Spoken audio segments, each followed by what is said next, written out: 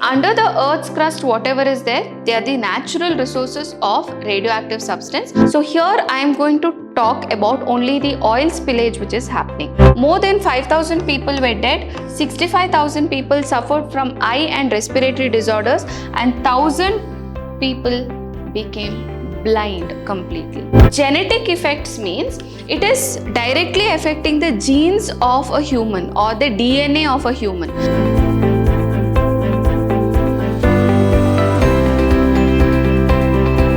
Hello my dear students, welcome back to session 4 on the chapter environmental pollution. Till now in this chapter we have studied about air pollution, water pollution, soil pollution as well as the noise pollution. The last type what we have is the nuclear pollution. Nuclear pollution, what is the meaning of nuclear pollution? The air, water around us is getting polluted with radioactive substances, then we call it as nuclear pollution. What is it? It is the physical pollution of air, water as well as soil by radioactive substances. Next is, what are the sources of the nuclear pollution? There are two sources of nuclear pollution, that is the natural resource as well as the man-made sources. So where is this radioactive substance which is naturally occurring? Cosmic rays from the outer space as well as the emission from radioactive materials in the Earth's crust. There are radioactive materials which is there in the Earth's crust which emits radioactive radiations here and which is very bad for us. So under the Earth's crust whatever is there, they are the natural resources of radioactive substance which when we dig up during mining can come out and cause pollution. Okay, as well as in under man-made resources or sources, if I have to tell, from mining and processes of radioactive ores, you are trying to take uranium, thorium which is there under the Earth's crust. During mining, it can come out and cause pollution. That's the first source. Then it is use of radioactive material in power plants, that is in nuclear power plants. We are using radioactive material, that is the source. Then use of radioactive isotopes in medical technologies like X-ray machines. Radioisotopes are used in even medicines. Okay, some of the medicines we are using radioactive isotopes. So for the treatment of cancer maybe, or it can be for X-ray machines, all these are radioactive substances which we are using. Also industrial application including waste from the nuclear reactors. From the nuclear reactors what waste comes out, even that is a man-made source. Then we have radioactive fallouts during nuclear weapon testing. So we are trying to make our nation more strong with all the nuclear weapons, and when we are testing these weapons against whatever waste which is produced or the fallouts which are there, they are all radioactive and can cause radioactive pollution as well. Then we have nuclear tests conducted under the ground, okay, or under the sea. They can release radioactive radiations, as well as uranium mining. As I told you all, mining of uranium alone can be done, as well as nuclear reactors and processing of nuclear fuel, okay, causes nuclear pollution. So man-made sources, if I have to tell, you can remember it like during mining, whatever, it can be uranium mining or we are mining for something else, but along with that there are radioactive substances which are coming out and will cause soil pollution and water pollution. Then we have, when we are testing the nuclear weapons, what fallouts are there, that is the one which is causing pollution. Then we have the nuclear power plants, nuclear reactors which are there, the waste from that is again having radioactive substances. Then also the medicinal which we can use, as well as in the X-ray machines, what radioisotopes which we are using, all those can cause nuclear pollution, and these are the man-made sources which is there compared to natural resources of radioactive substance. Okay, next is about the effects of nuclear pollution. Studies have shown that the health effects due to radiations are dependent on the level of the dose, how much dosage, kind of radiation and duration of exposure and type of cell irradiated. So how the human health is getting affected depends on how long we are getting exposed to these radiations. Okay, which part of the body, which part type of a cell which is getting exposed is also, important. And what is the dosage of the radiation which we have taken, even that also will count. And also how long are you getting exposed to this radiation, all of this can have the effect on human health. Okay, or the human health depends on all of these factors. And the radiation effects are broadly classified as somatic and genetic. So what exactly these are?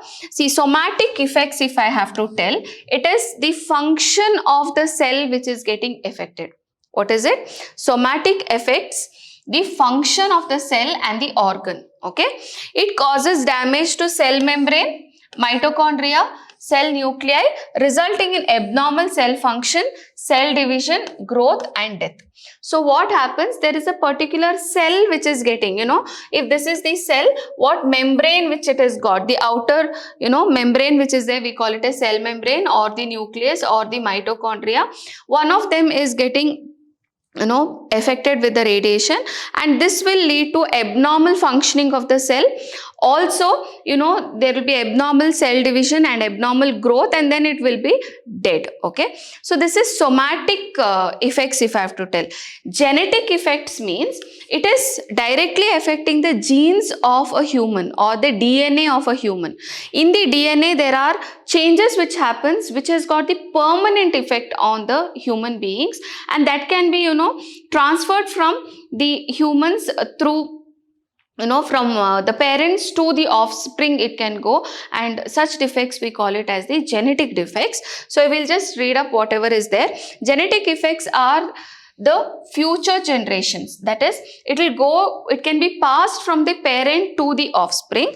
Radiations can cause mutation which can change the genetic makeup of the cell, and these effects are mainly due to the damages to the DNA molecule, and people suffer from blood cancer, bone cancer if exposed to doses of 100 to 1000 roentgens, that is the units of nuclear radiations which is coming, the radioactive radiations which are coming. Okay, so continuously if you are getting exposed, the DNA can have whatever DNA we have.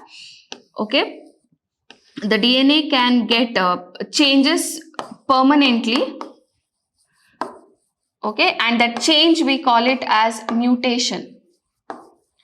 And if the mutation is bad, this can go from the parents to offspring also, and this it can continue from one generation to another generation. So genetic effects are very, very bad. Okay, next is about the management of radioactive waste. The management of radioactive substances can be either by delay and decay, dilute and disperse, or concentrate and contain. Now what exactly this is? See, delay and decay. You are taking the radioactive waste, whatever is there, putting it into the drums, sealing it completely, and getting it buried elsewhere. It can be a drum or it can be a cement tank which we are taking. We are completely putting all the radioactive waste in that, sealing it completely and burying it underground or under the ocean, and just allowing it to decay, delay and decay. We are going to leave it on its own. So it is delayed and it is decaying on its own. Okay, that is one method. Next method is the intermediate radioactive waste, whatever is there should be diluted. Okay, it has to be diluted with some inert material and then it is disposed. So we are going to try to completely stop their radioactive ability of that waste, and then you're going to dilute with some inert substance, and then we are going to disperse that. So anymore it is not radioactive, then you're going to dispose. The third method is concentrate and contain. So the small quantities of highly active radioactive waste is converted into solids such as concrete, and then it is buried underground or the sea. So we are going to convert any radioactive, it's very highly active, into a solid substance, that is mixing with concrete, or then some changes are done. So you're concentrating all those radioactive substances, and then you're going to bury it underground or in the sea. So this is called as concentrate and contain. So there are three methods for management of radioactive waste which can be done. Okay. The next is about the control measures what we need to take. So how can we control these radioactive waste from coming, or how can we reduce them from coming into the environment, or what are the measures which we have to take to control these type of waste which is very, very harmful for our health. Okay, how can we do that? First one is laboratory generated nuclear waste should be disposed of safely and scientifically. So from the lab what is there, that disposal has to be very, very scientific and very safely we have to dispose them. Then appropriate protection against occupational exposure. That is, for example, the scientist is working in the lab, okay, with the radioactive substance. So they have to take all the precautions so that their exposure directly to that radioactive substance is reduced. Okay, maybe there are people who are working with X-ray machines, or some medicines which are radioactive. Then they have to take precautions themselves so they are not getting exposed to these radioactive substance very badly. Okay, then leakage of radioactive element from nuclear reactors, careless use of radioactive elements as fuel and careless handling of radioactive isotope must be prevented.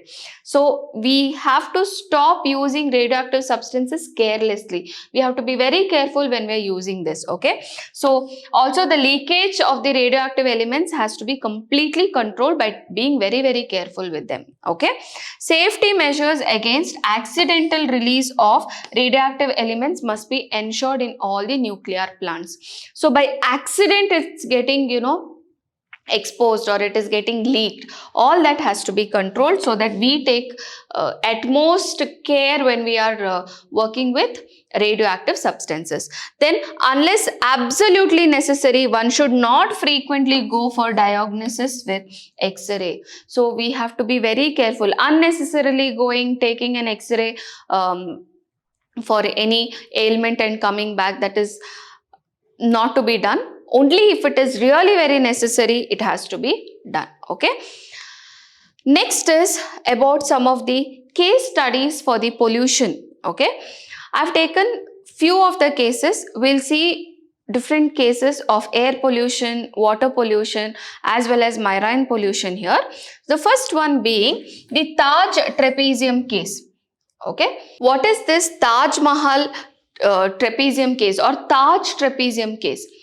We know that Taj Mahal is made up of ivory white marble, and that is called as the crown of the palace. Okay, and we know that the Taj Mahal was designated as UNESCO World Heritage Site in 1983 for being the jewel of Muslim art in India and one of the universally admired masterpiece of world's heritage. Okay, so we know how beautiful Taj Mahal is.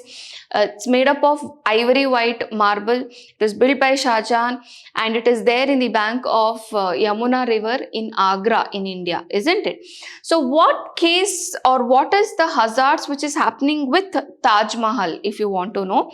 What is happening exactly is, in Mathura, which is very close to Agra, there are chemical industries and refineries which is producing a lot of sulfur dioxide and sulfur trioxide gas. Okay, this sulfur trioxide gas which comes from the industries, they are mixing it with water, okay, or moisture, I can tell, SO3 plus H2O. It is getting converted into sulfuric acid. Okay, and that is causing acid rain. This is corroding the white marble of Taj Mahal, and this case is called as the Taj Mahal trapezium case, for which the judgment vigorously applied that precautionary principle, and in May 1999 the central government constituted that Taj Mahal Trapezium Pollution Authority. So there is a law which is passed to control the pollution in the area where Taj Mahal is there in the year 1999 in May, and that case is called as Taj trapezium case. Okay, so that's about the Taj trapezium case. Next is the Bhopal gas tragedy. The Bhopal gas tragedy is considered as the world's worst industrial accidents, which happened in 1984 on December 3rd in Bhopal city of India. Here, what happened was they used methyl isocyanate, MIC, okay, methyl isocyanate for the manufacture of some pesticides, and the cooling system failure was there and the reactor exploded.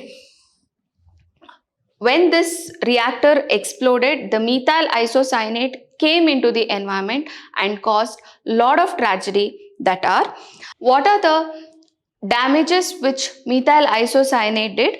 We can see that the lower amounts of MIC affects the lungs, eyes and skin irritation, but when the methyl isocyanate, that is MIC, when it is in higher quantity, it removes the oxygen from the lungs and it can cause death.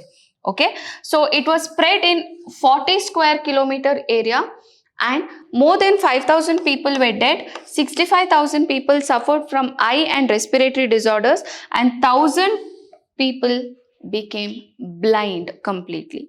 Okay, and this is one of the worst industrial accident which has happened till date in India. Okay, next is about the arsenic pollution in groundwater.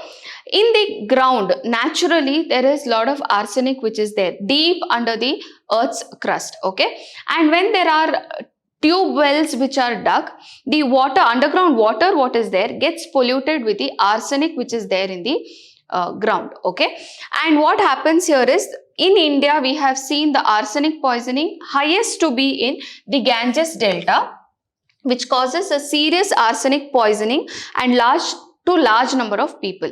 It is observed in 2007 that 137 million people, more than 70 countries, are probably affected with arsenic poisoning of drinking water.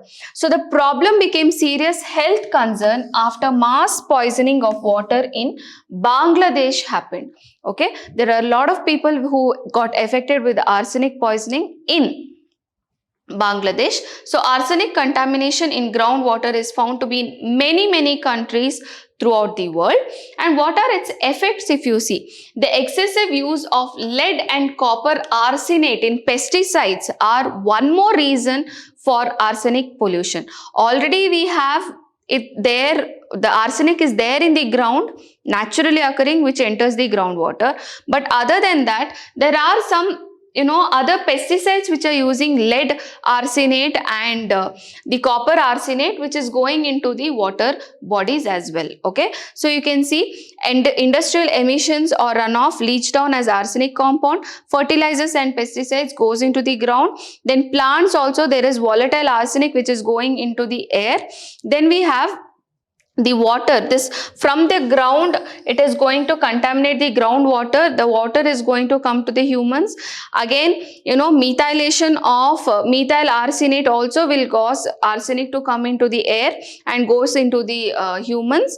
And then the arsenic undergoes oxidation and reduction, and there are sediments which are coming due to the forest fires or weathering or volcano, and from the natural resources which contain arsenic. And arsenic is also going into the air, and during rainy season, again it comes back to the water bodies. So there are different sources of arsenic pollution which can happen, where you can see here, and humans can get exposed to this.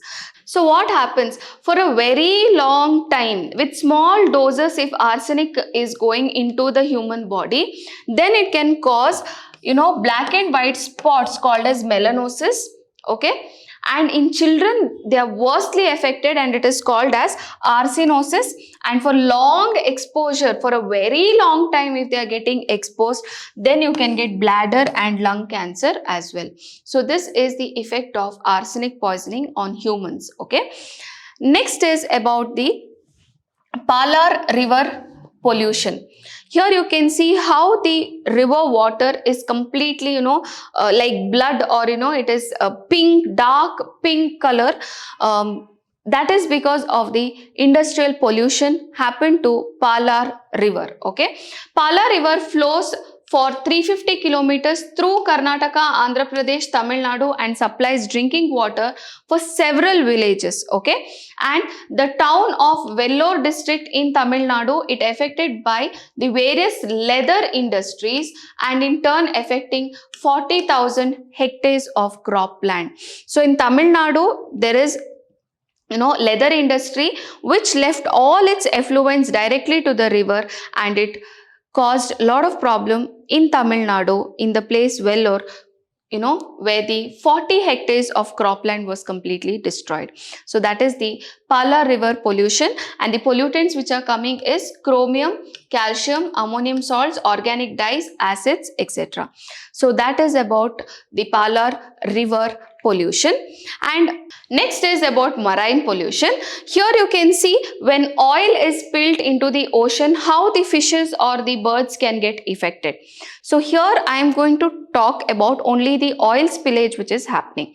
The oil which is getting released into the ocean is the liquid petroleum hydrocarbon, which is coming into the oceans because of human activity, that is due to the extraction of oil from the natural resources or the transportation of the oil which is happening. Okay, when the oil is spilled into the ocean, the insulating surface of the aquatic animals, which is kind of a wax, okay, which is shielding the birds from the water, that is the marine water what is there, the sea water what is there, and these birds, the shield of that wax is going away because of the oil and they can shiver to death. Not only that, the oil can go into the fishes can ingest the oil whatever is there and they can die as well. Okay, so if you see here, you can see how the birds are getting affected, that is the marine ecosystem, birds whatever are there is getting affected. I also showed you all how the fishes are getting affected. So the crude oil and the refined oil spills from the tanker ship accidents have damaged vulnerable ecosystem in Alaska, the Gulf of Mexico, then in Galapagos Island, France, and the Sundarbans, Ogolin land, and many other places.